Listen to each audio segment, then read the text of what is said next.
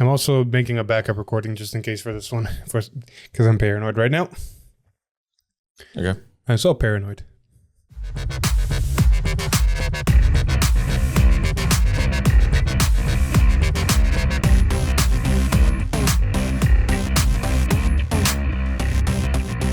Hey, welcome back everybody to another episode of V-Time, episode 209.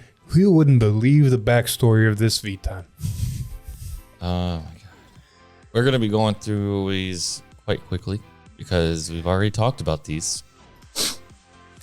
Sadly, that is true. So to put you some background information of everything that has perspired, V-Time and a gameplay were recorded like 2 days ago, but then a lot of fuck-ups happened, so we got to redo them. So our initial surprise thoughts and all of that are unfortunately gone, but that we're not going to rob you guys from all the leaks. Yes. We're still going to give you our thoughts. Our tots. Exactly. Just because we're idiots doesn't mean you guys don't get good shit. So, without further ado, let's get this show on the road.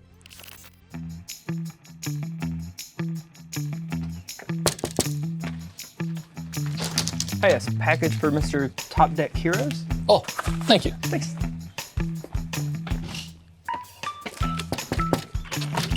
Mr. Top Deck Heroes? Mr. Top Deck Heroes, your package. Man, another one? What is with this guy? Mr. Top Deck Heroes, Oh, again. Melody again. Mr. Top Deck Heroes, your package. Oh, God, thank you, that was heavy. What's in that one? Oh, trading cards. Cards. Was every one of them cards? Yeah. How can you afford that? Oh, that's interesting you say that. I got it from the Joyful Bit. Secret. Man, these people are crazy. It's no secret. 50 cards. Use code TD Heroes for a discount. Starting us off with some common support for the quick start decks almost right off the bat. Ain't that right? Exactly. You got Battle Monk of Swift Thunder Possession. It's a grade 1 common. Auto at the end of the battle, this unit boosted. If you have a grade 3 or greater Vanguard with Triumph in its card name, cost retire this unit, put a grade 3 or greater card with Triumph in its card name from your soul or drop to the bottom of your deck. Choose one of your opponent's rear guards and retire. If you do not retire, you draw a card. This is That's pretty good. double rare worthy comment. Looks fucking pretty good. Yeah, it is. Like, I said it before, I'll say it again, that this was really good with the energy cycle that we got for triple rares this time around, because it calls the grade 1 from drop. So after you use this the next turn, after you persona ride, you can call it back and do it again. Just has this cool little loop going of recycling your persona rides every single turn. And It's basically exactly that, because a lot of the new cards, especially the new grade 3s we got in set 1, as well as Triumph Dragon himself, search for the Persona Rides and Soul Blast Persona Rides. So the whole deck does revolve around you having Persona Rides either in deck, in soul, or in hand. And if you don't, it just sucks. also, wink wink, this is an incentive to keep soul blasting your triumphs if you can, because you're going to feel bad putting them from your soul back into the bottom of your deck. Pretty much. I will say one more thing that I just realized, because I just reread the card again. If you can find a way to energy well, which honestly in Triumph Dragon you should be able to because of the ride line, you can play Shura in Triumph Dragon and combo her with this card. Sure. The Vargas grade 2. Her first ability to Energy Blast 2 and give the effect is not Vargas restricted. You're right. That's pretty dumb. Yeah, so you can run this in Triumph, Energy Blast 2, have a 15k attacker, and give the effect to the grade 1, so then you bounce it back to hand and still get to put a card back to the bottom of the deck. You're right. That's pretty dumb. We didn't catch this the first time, I just realized. Yep. Anyway, Moving on. I can't wait to see what other common support for the quick start deck we get for the other ones, because we're more than likely going to get those. So if it's looking to shape up like a type of card that puts back Persona into the deck, it's going to be very interesting. But before we get there, we got to talk about the Tuesday stream and a lot of premium. So they're introducing a lot of premium product with the premium start deck sets. And as per usual, a stream has revealed the new monthly promo cards for V. And this time we have a Link Joker Cosmic Ray Eagle. Said it the first time I saw it again. Love that name, love that art. There's a series of promos that are 5k that have all of the first team ability that you can use this card to discard as a heal for the cost of G Guardians. But then their second abilities are also very similar, but they differ in conditions and costs. For example, this Eagle says auto, when this unit is put on Guardian Circle from hand, cost remove a heal from hand or drop, choose up to 2 of your rear guards and lock them. If 1 or more cards were locked by this effect, this unit gets shield 20k until the end of that battle. If 2 or more cards were locked by this effect, counterblast 1, choose 1 of your Vanguards and it gets power 5k until the end of the turn. Interesting that this one makes you choose, or not choose, but gives you both. Yeah, most of But them, also, and especially the next one we're going to read, like you say, they don't get both, they get one or the other. Yeah. But this one's also you know, reliant on you having a board. You know, fight against Norakami. Where's my board? Oh, I can't use this at all? Oh, shit. Guess I'm G-guarding.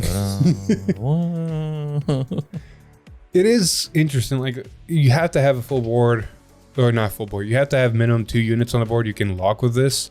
At least one, so you can at least make this a 30k shield. So yeah, the same thing cannot be said for the other one though. Oh yeah, Vineyard Elf is a grade 1. Same thing with the whole continuous in hand. It can be discarded for a heal for G guarding. But his other effect is auto when it's put into Guardian Circle from hand. Cost remove heal trigger from your hand or drop.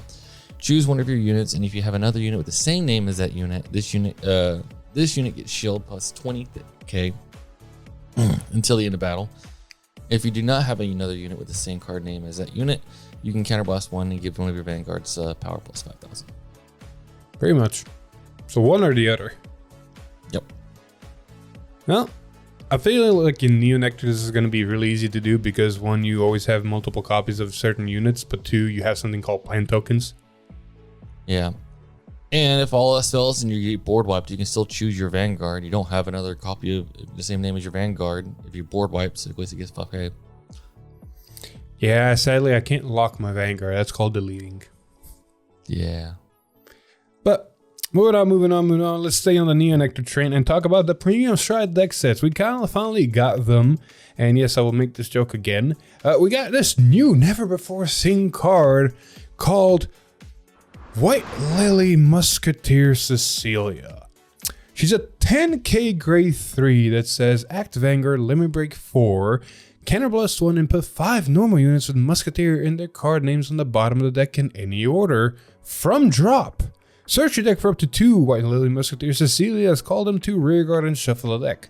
Her auto ability is Auto Vanguard once per turn, cost retire a rearguard with Musketeer in its card name, look at 5 cards on top of the deck, choose up to 1 Musketeer in its card name from among them, call it to rearguard and shuffle the deck. Not bad. I will say a little bit of the Neonectar support from V is coming back to my head from the reverse lock units, the things that let you activate triggers once you call them. So there's actually really good support. But jokes aside from it being, you know, a new card, there's an important reason why she is coming back, and that specific copy is important. Yep, because we got a crest that goes with it now. And we'll talk about how you get the crest later, but first we got to see what the crest does. So the White Lily Musketeer Cecilia crest continues to have a white heart card with White Lily Musketeer Cecilia in this card name with Limit Break 4 ability. The Lily Musketeer Captain Virginal Miss Cecilia in your Vanguard gets the original abilities of your heart and auto Vanguard when your White Lily Musketeer Cecilia is placed on rearguard from deck, draw a card and it gains power plus 10,000 until the end of turn. Then, continuous, all the power of your grade 3 cards with Limit Break ability become 13. And then continuous, your Vanguard's Limit Break abilities are active even if your damage zone has 3 or less cards. So basically all the time. So you're telling me the Stride inherently already has 3 abilities attached to it, not to mention Maiden Lily Musketeer Captain Virginal Cecilia's own abilities, which have been reworked. Adds more abilities. Exactly. So she's been reworked like the other Strides that we got in the premium collection.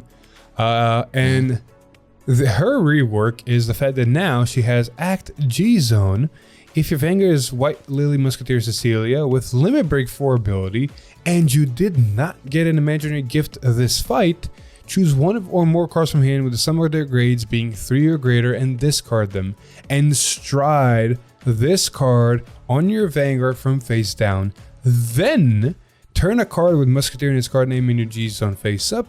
You get 2 imaginary gift force, and you get a White Lily Musketeer Cecilia crest.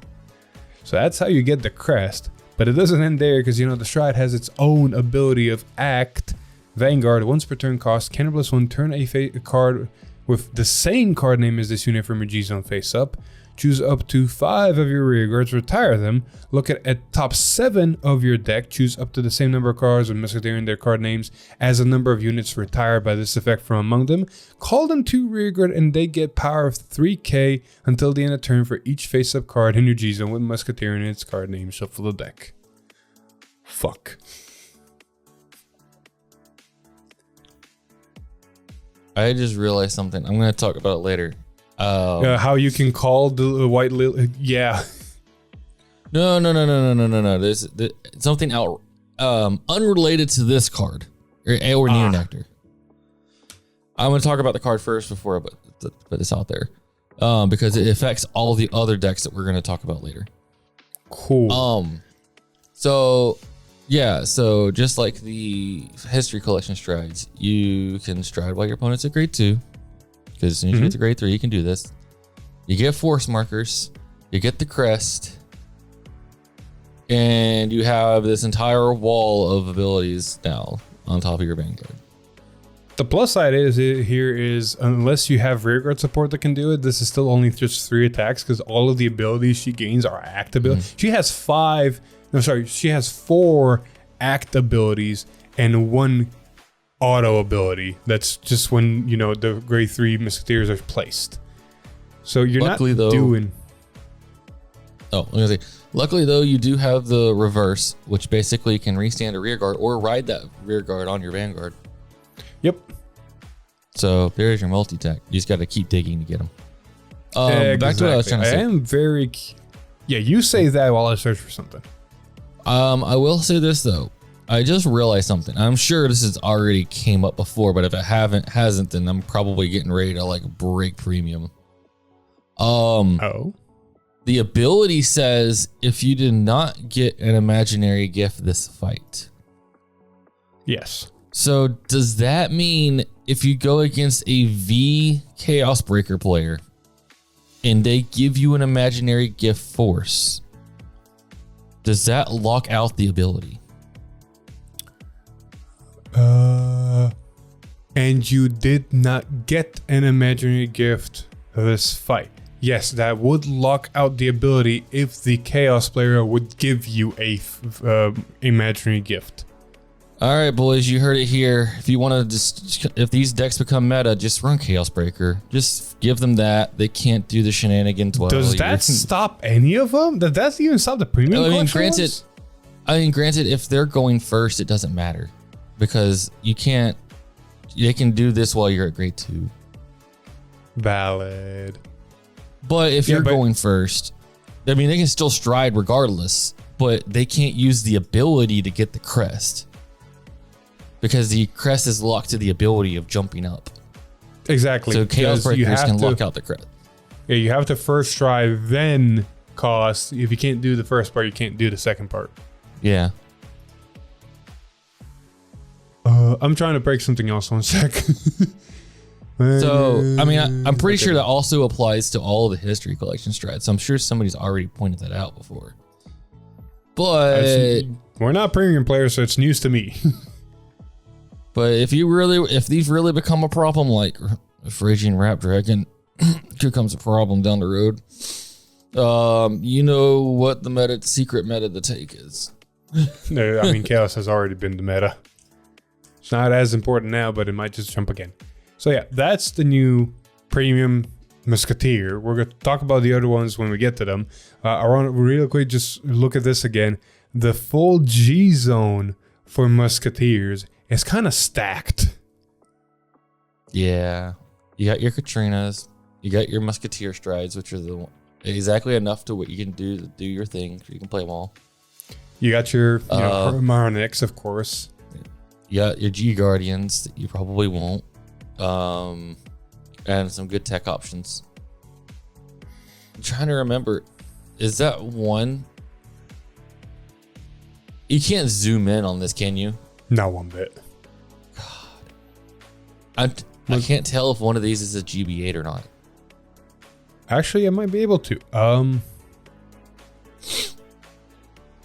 I do not know. I'm gonna say, like, it'd be hilarious if they did, because technically, because it flips 2 cards in your G zone, and you do probably have the flip G cards in here, you could technically get to GB8 pretty quickly. If everything falls into place, you can get the GB8 on second stride. But you need like 2 G Guardians, 2 of the flip G Guards, and to go into one of the strides already. But you can get there. Anyway, moving on. We got to jump back into set 2. Didn't mention this, but yes, we're looking at set 2 already.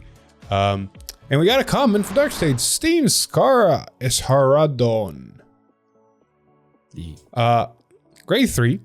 Very simple ability of auto front row rear guard. At the beginning of battle phase, cost Energy Blast 4. Choose a grade 1 or less normal unit from your soul called to back row rear guard in the same column as this unit. Not very impressive, but at least it's an interesting utility. It's one of those types of effects where you don't immediately put it in a deck, but eventually, if you're building a specific type of deck that needs to do specific things, this can potentially see play. Just fun and greed on. Yeah. It's just like, beginning of battle phase, let me pull out my Gomon for free. For Energy Blast 4 down, not using energy for anything else other than the other cards that do the exact same thing. Pretty much. It's nice to see utility commons. Speaking of possibly utility commons, you got a new Divine Sister, and Divine Sister... Bugnet. Its effect is auto when this unit is placed on rear guard from deck. This unit gains power plus 15 until the end of turn. 13k, grade 3. 15k. What's it? There you go. It's a grade 3, 13k body. So it becomes a 28. I mean, for, a Keter, it's not hard, but not likely to. I don't know how to word it. I'll reiterate what I said before. You have decks that can do this suboptimally. There's not a direct way to get this out. You have to kind of look at the cards on top of your deck, and if it's there, it's there. But who knows? We got a new ride line coming, so it could be going. There is one deck that can specifically target this from deck and get it on the board, though. Oh, Ezel. Can it? I am almost 100% sure that Ezel does have the ability to do so. For some reason, I'm pretty sure it still looked at top cards. No, was it? Am I misremembering? Which Ezel do we get? You can get this. There you go. Blonde Ezel. Yeah. When the beginning, when the unit attacks, great. Look at it's top 7. Damn it. Yeah, it looked at a lot of the cards off the top of your deck, but it didn't specifically grab a card. Yeah, I misremembered. So, but Ezel is still not a bad option. Why not have a 38k attacker because of Ezel? Yeah. Ezel gains the 10k power, not the unit it calls. So it's still a 28k attacker, and it's decent in Ezel. That's what I want to Your promo is going to give half persona rides anyways, so it's going to get even bigger than it is. So, yeah. Exactly. All right, moving forward. We get to talk about the next premium stride deck set, and this one is the Jewel Knight one, and it's going to base around leading Jewel Knight Salome. Her original abilities were Auto Vanguard, Limit Break 4 when this unit attacks. If you have 4 more rear guards with Jewel Knight in their card names, This unit gets power 2k and critical +1 until the end of that battle. Until the end of that battle, yeah. And an Act Vanguard costs counterblast 2 cards with Jewel Knight in their card names. Search your deck for up to 1 card with Jewel Knight's card name, call it the rigor, and shuffle the deck. For back in the day, this was a decent effect. For right now, this is like oof. TB2 for 1 card from deck. Correct. Oh, luckily there's a card that can, mitigate that. You got your Jewel Knight, leading Jewel Knight Salome crest. Continuous, if your heart card has a leading Jewel Knight Salome with limit break 4 ability, the Climax Jewel Knight Lord Eveline and your Vanguard gets all the original abilities of your heart. And the first time you'd pay the cost for one of those abilities each turn, that cost is reduced by counterblast 2. And then it also becomes a 13k and also has the limit break act. Yay! Just grab a card from deck and call it for war because you can. Yeah, and a deck that I don't know if you remember how dumb V Jewel Knights were. Can be really good. Yeah, call over, let me do an ability and gain more abilities. Like V Jewel Knights did nothing but just call over themselves to do more shit. Uh-huh. And this is premium Jewel Knights that have access to premium Jewel Knight cards as well. And I'm gonna guess the same ability as the other stride on how to get this Jesus crest out. All right. Exactly. You have to have your grade 3 with Salome with limit break 4 ability. You cannot get an imaginary gift. You have to discard 3 or more. You get the stride, and then you get to, flip a Jewel Knight card in your G zone face up and get imaginary gift force and the crest. All the same goodies, but her second ability is not the same because it's Act Vanguard once per turn cost. Turn a card from G zone face up, so it just turns any card in your G zone face up. If your heart card with Jewel Knight in its card name and you have 3 or more rare cards with Jewel Knight in their card names, all of your units with Jewel Knight in their card names get power 3 until the end of turn for each face up Climax Jewel Knight Lord Evangeline in your G zone. Huzzah. Power. So you're getting 2 force markers, probably force 2s. You're putting them on your rear guards. Your Vanguard is going to have a crit, so your front row is always going to have a crit. You have Jewel Knights from Vieira that on attack call more cards out of your deck. So you have multi-attacking double crit all times pretty much. While your opponent's at grade 2. Yep. Good times. You might be suffering a little bit in the power department, but I'll let Jewel Knight players cook and figure that part out. I mean, I don't think the power matters when your opponent's at grade 2. It could. We saw the new promos. What if they make them a 15k base? Yeah. Then again, your opponent can heal guard and give +10 to their Vanguard for the rest of the turn. Exactly. So it's not invincible, thankfully. But them is it good. Is it strong? Yeah. And then we have this G zone for Jewel Knights. Of course, you're going to get 4 Evangeline. I don't know if any of these other ones are Jewel Knights still. That one copy might be. But you're also getting, I might be butchering the name or completely misreading, Crystal Luster? Yes, the other card that also copies the Vanguard's ability? Or the heart cards? Yeah, there's no other Jewel Knights. It's only the main stride. But you do get the Harmonics, and you do get the same Cray Elemental G card. Well, look on the bright side. You only need to flip a Jewel Knight for the stride ability. You do not have to flip a Jewel Knight for the act ability. So you can flip something like Harmonics, and then you get 3k on the first stride, and then you can get 6k on the second stride. And if you really want to go into her a third time, which you probably won't, you can get 9k. More than likely, she's a first stride, get me set up, and then everything else in the G zone is going to take care of it. So you might as well just flip her, and get 6k to the board and have one of her as a reserve just in case, I guess. I will say I noticed one thing about this stride deck lists. The G zone has 4 copies of the limit break stride that you want to go into, and only one way to access each other card in your G zone. Like, there's only one copy of everything except for the alt mile stride. The alt mile stride has to flip an alt mile, so you can only get it off once. It's because, I know what they were doing. It's because they don't want to make an optimal fully deck. They want to give you reprints and go wide. They want to give you options. Also, it's another way, honestly, for them to say, hey, if you buy multiple of this deck, you can get multiple of these cards for your G-Zone. Exactly. And I think people are going to be buying multiple just for the harmonics anyway, so who knows? Yeah. Anyway, that's been it. Looking into next week, we're gonna get Raging Form, and I'm gonna be honest, I'm scared shitless for that, because if it copies the Heart's abilities, makes Limit Break not Limit Break, that means Raging Form does Raging Form things while your opponent's a grade 2, and that scares me. It already gives the force markers, and it already gives 13k base, so you have no downsides to what the V era was doing other than stacking force markers when you kept riding them. Yep. But you kind of balance out that anyways by the force markers you're getting. Yeah. And if I remember right, oh my God, if I remember right, I think Raging Rat went and strode another Raging Rat from your G-Zone. I do not know. I can't wait to find out tomorrow at the time of this recording. So we'll cover that next week. So I'm scared shitless for tomorrow. Until then, we do. Alex, stop. We need to move on. We need to talk about probably one of the best cards that got revealed this last week. Oh yeah, you have fun with this card, buddy.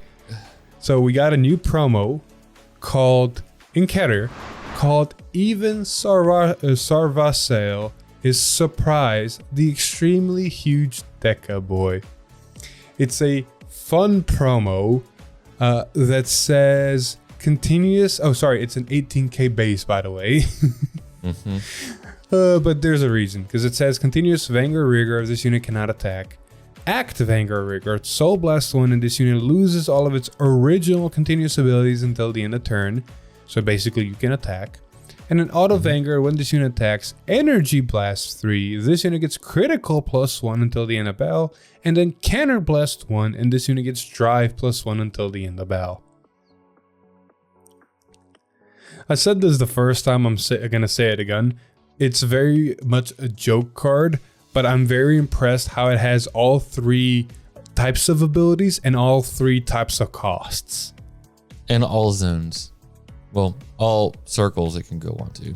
Exactly, it's except for Guardian. On top of that, it's increasing its critical. On top of that, it's increasing its drive. And technically, on top of that, it did increase its power. So it just has almost every basic mechanic of Vanguard in one card. You know what? Now that I see this, they had a missed opportunity of having this have some way to interact in the G zone. Or the Guardian Circle, I mean, sorry. How? I don't know. Just have like Vanguard, Rearguard, Guardian Circle. That way it interacts with all 3 zones. Look, man, it covers 90% of the basic mechanics of Vanguard. Don't make it 100. Could have just went that extra mile. Anyways, it's an interesting design card. Yes. I didn't mention this before, but we will not be doing the premium Star deck sets on that channel because we do not dabble in premium enough to do those correctly or as well as we would like to. Yeah. We will be doing this boy, though. Honestly, the premium collection ones are pretty straightforward. I'm sure there's another... I hate seeing it this way, but I'm sure there's another channel out there that's probably going to do it better justice than we could. Oh, 100%. I'm going to let the premium players cook. There's definitely cooking to be done. But we got to move on to the last couple leaks of the week. Alex, what we got next? Spray Art Tira.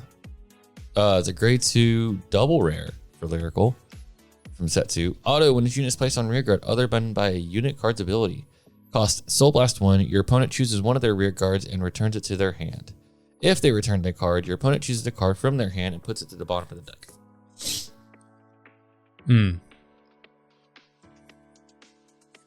Now, I feel like this double rare is misleading us. Now, you see, I'm confused by why they worded the card this way. You said it's a beautiful... Yeah? Your opponent chooses one of their rear guards and returns it to their hand. And then if they return the card. So it's like, you're given the illusion that, you know, you can Soul Blast one to choose to resist, but why would you? You can't choose a resist unit because it can't be chosen. It's So, basically at that if point- there is no legal targets, you do nothing. I guess. Like I you guess can it is technically- because I know why. I know why it's worded this way.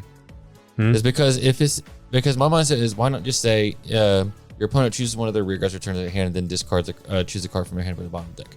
But if it was worded that way and they had no valid target, it would force them to put a card at the bottom of their deck, even if there was no rear target card. Correct.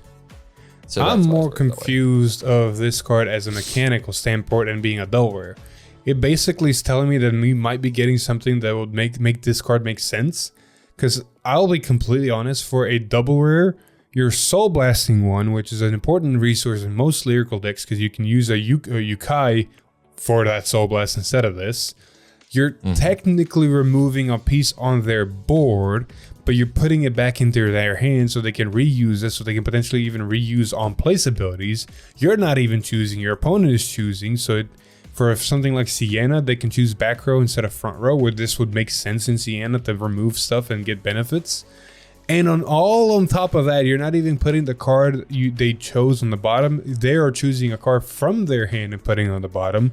So for example, they can put heal triggers, crit triggers, fuck it, they can put the OT back to the bottom of their deck because of you. If it's in their hand. I'm sure this is for another ride line that's coming. I'm telling It's you, probably man, going to interact. It's probably going to be interacting with that. It's gotta be, because at this moment, I'm seeing so many more downsides to activating this card than I'm seeing upsides. And for a double rare, that makes no sense. Yeah. Yeah, this is probably just a peek under the curtain for what the new red line's going to do. I'm really hoping, because otherwise we have the double rare that's going to be like a 1 cent card that nobody's want to pick up. Yeah. Well, moving on though, we have the one last card to cover because of, it's being Monday already. Yeah. It's a common card, Knight of Patience Ruiz. It's a grade 2 common for Stoicheia that literally just says auto rearguard when this unit attack hits Energy Blast 3, choose an order card from your drop and add it to your hand. So Mr. Stoicheia main, outside of the on hit needing the hit, thoughts? This is obviously Zorga support since Zorga's in the set. Because you can recycle your orders. I mean, it's an energy blast, so you're not using other resources. But in all fairness, there's a grade 1 that says when it boosted hits, you can bind an order or whatever from drop to get an order from drop. I feel like that's a better one than this, unless you literally just only have that one order. It doesn't even use a resource other than binding another order. Only time will tell, and it's a common for a reason. Yeah. All right. With that being said, though, that has been it for all the leaks. Now we get to talk about everything else that happened. As for the next week, Tuesday, like we mentioned, is going to be Raging Form. Huzzah! Let us completely let's get completely traumatized tomorrow for whatever it does. And then Thursday, this is the kicker. Thursday, we're getting some high rarity stuff from Booster Set 2. And apparently, if I'm reading this correctly, and I confirmed it, we are getting, including a generic triple rare for Brent Gate, so basically our new cycle cards, quote unquote, and a card related to Orphist, as well as revealing a promo from Monthly Busher for March that's also related to Orphist called Cardinal Fang Leifrog. Yay, Orphist support. Which, makes sense. Zorga and Orphist has always went, hand in hand. I'll say it last time, I'll say it again. At this point, Orphist and Zorga are the Lummy Labyrinth of Overdress. 100%. So at this point, you can just expect if one gets support, the others around the corner. Which I'm wanting to see what kind of support we get for Orphist in the set. It's not saying in the description that it's a triple rare. We're getting a generic triple rare for Brent Gate, which we can kind of assume might be the new cycle cards this time around. Basically, a generic card that does something similar for all nations with different conditions or outcomes. Honestly, I'm going to say that it is a triple rare. Because the last time we got this, it was either Greedon support or Magnolia support ordered this way, and both of their supports that got leaked at that time were triple rares. Pretty much, because we mentioned this last time, we're going to mention it again. We're getting 5 new ride lines in set 2, which means the first ride lines that got supported, so the faded ones, the Velstra, Vargas, Razel, and all those. Oh yeah. There's a chance they might not be getting support this set because they need to support the new 5 ride lines. And if we look at trends that happened in the first set, all the faded ones got the faded ones themselves and a triple rare support card, and then the generic triple rare. And Dark States and Stochea got a triple rare boss unit, a generic triple rare, the cycle card, as well as, I am completely banking, what exactly did we get? I think it was like Greedon and Maggie support, right? They were the triple rares? Yep. Exactly. I want to say that's correct. Yeah, Greedon was the triple rare support, and Maggie was the triple rare support. So the same thing can basically be done again. Zorga and the new Dark States Faded one will be getting themselves as well as a triple rare support card for them. Then we're getting more than likely a generic one, so the Dark States and Stochea are covered, which means we might be getting a Brentgate, a Dragon Empire, a Keter, and a Lyrical triple rare support card for certain decks outside of the Faded ones, or directly support the Faded ones, which would mean that the 4 first ones are going a little bit ahead the second 2. Yeah. Which seems not unlike Bushiroad to do that. So more than likely it's just going to be, we'll wait till set 3 to support these again, and we're just going to give even support across the board. Exactly. I'll be completely honest, the Lyrical card we covered, the double rare, is making me a little bit concerned for the rest of the double rare slots inside of set 2. Because the card is basically generic support. The only direct one I can think of is Sienna, because if they don't have back row, at least you pop another front rows for Sienna to be good. But that's a little bit far-fetched. Fair. Anyway. Moving on. Bushiroad Springfest is around the corner, and as such, there's a couple of new things to talk about regarding it.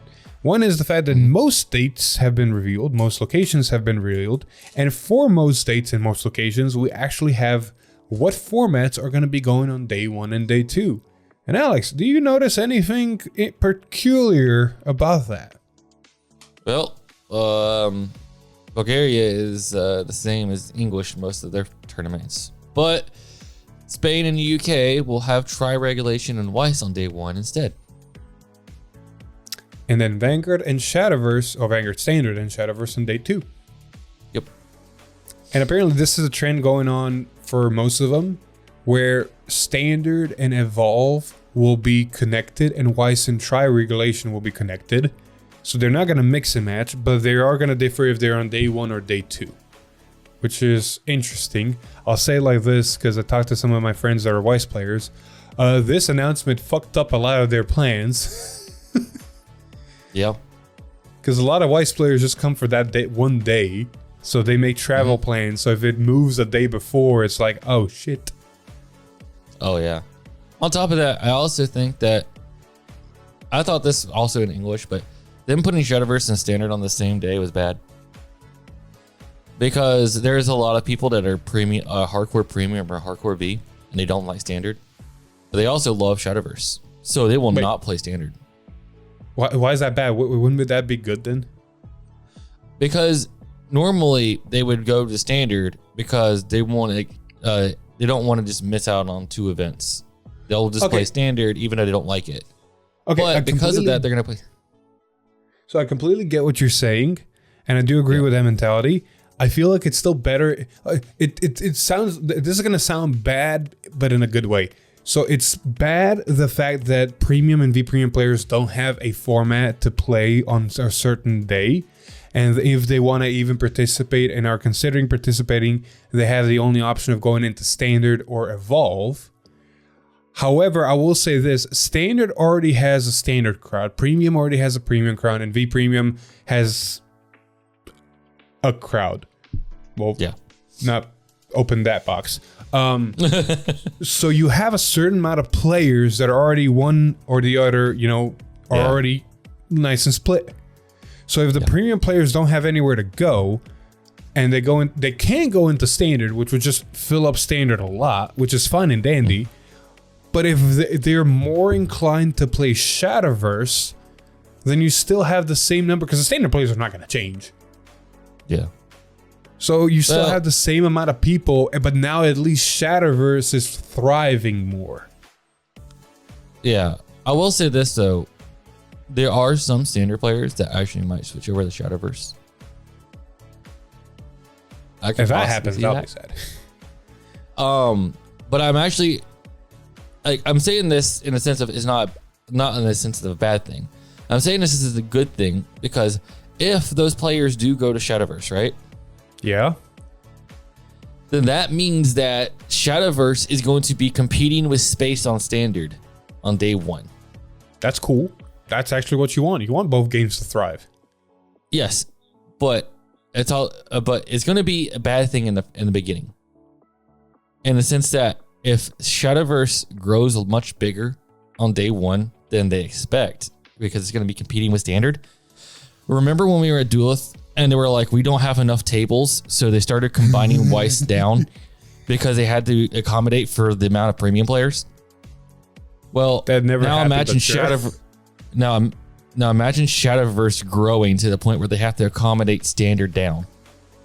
That's never going to happen. I know it's never going to happen, but if there is enough, then maybe it'll make them rethink next year about moving it to day 2 outside of standard, so they have the space to accommodate for both. So look at it. You can also look at it this way. When we were in Duelith last time, right? For one, Duelith is honestly a big venue. Like, that hall is giant, so it can accommodate a lot of players, and a lot of players do come. When we had standard, we also had premium, right? Oh, sorry, V premium. V premium. So, no, it's sad to say V is probably one of the least placed formats in Vanguard. So you had mostly standard being played, and then a little bit of V, and nothing else going on that day, right? Yeah. Day 2, the reason you had to accommodate for a shit ton of people is because everybody that played V or standard potentially went into premium. Let's say a rough ballpark estimate, about 70-80% of people from day 1 went into premium day 2. And then if that's a wrong number, you can always consider the fact that it's people that didn't go. Some people came that never went to day 1. So the numbers kind of balance out. So you have this big pool of people next to a big pool of people from Weiss that don't play Vanguard. So you're just adding more people to the equation on top of the, what was it, 12, 16 Shadowverse players that came? Yeah. So you have a lot more people getting packed into one day because of what the games are. Yeah. But one thing I want to say about this, though, is that Shadowverse at that time was an invitational event to get into. Yes. This Shadowverse is not an invitational. You can just sign up and play. So it'll be very much a test to see how many people close enough to Georgia to go to Georgia, or any of the events for that matter, is going to make the trip, and what kind of turnout Shadowverse is going to have. Because honestly, for the regionals like this, we honestly don't know how popular Shadowverse is and what kind of turnout it's going to be. I know. And when I was at Duelith, there was a lot of people that were playing premium that day. And they said that if they had the option to play Shadowverse, they would have played Shadowverse. Oh, there we go. I'm honestly excited. Overall, it's not a bad thing, because it just means there's more people in all games, and you want that. Yeah. But I'm saying, like, I think this is going to might show Bushiroad, in English at least, just how big Shadowverse might be. Because if the demand is where I think it is, I don't think they're understanding how much they need to accommodate for. There's a good chance it might be, yeah. All right. The other thing about Bushy Springfest, though, that we do need to mention is the fact that Bushy Navi, if I am not mistaken, will be the first time for Bushy Road Springfest. I'm pretty sure the last time we had Springfest, we only used still QR codes and paper, if my memory serves me correctly. So this is the first time we're going to have Bushy Road Springfest with Bushy Navi in English. Now, I'm pretty sure in Japan, they already have Bushy Navi and how it works and all that. So it's already figured out. And the way it's going to work is there's going to be one person that's going to be the leader of the team. Leader is required to create a team. At the registration page, the leader should click on create a team and apply. Once the team is created, please share the team ID with the team members. And then the other 2 team members can join the team with the team ID provided by the leader. And to join the team members will need to click on join an existing team and apply. So basically that's going to be the way to basically make a team in Bushy Navi and then let Bushy Navi direct you to your tables so that your team knows who they're fighting. Huzzah. Huzzah.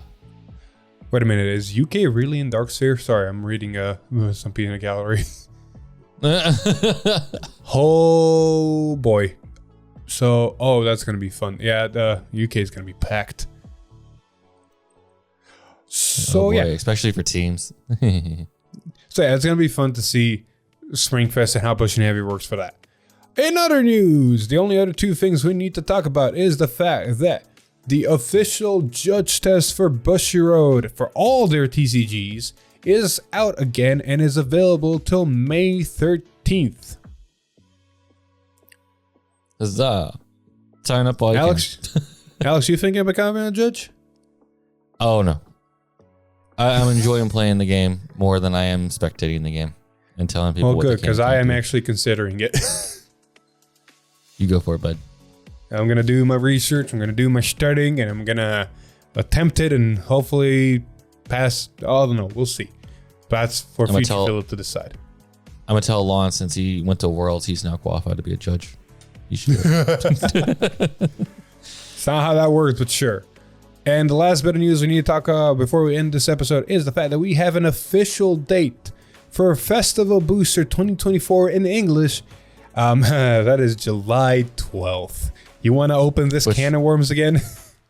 Yeah. So, ironically enough, it falls on the same date that the premium Stride decks premium decks basically are coming out. Which is ironically enough, just a couple of weeks after Set 2 comes out. Technically a couple of weeks is the definition for 2 weeks. Yeah. Just 2 weeks after Set 2. Yeah. Which is like a month after Token Rampu. And which is not even a month after Vedic Clash. Like between April, we're gonna have like 1, 2, 3, 4, 5, 6 different products dropping within like a 3-month time. Which is exciting for the game.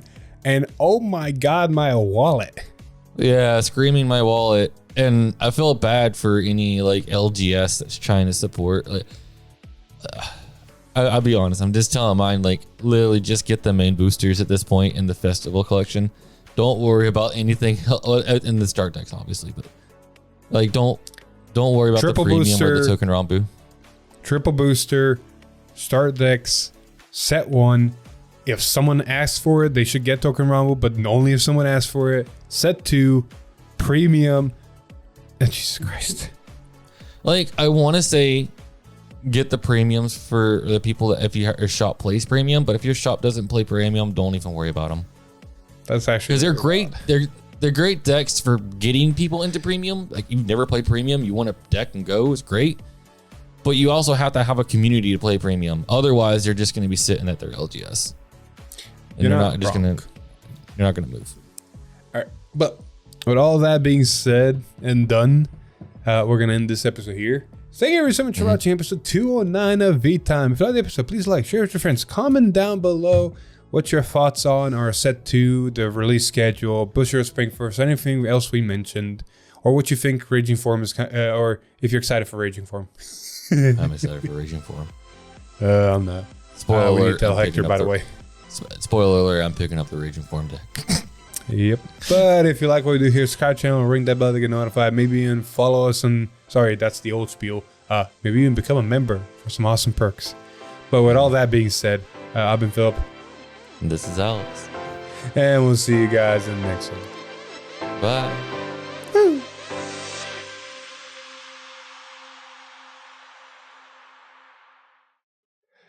All right, second try done. Please tell me everything captured. Same. Well, everything's good on my end.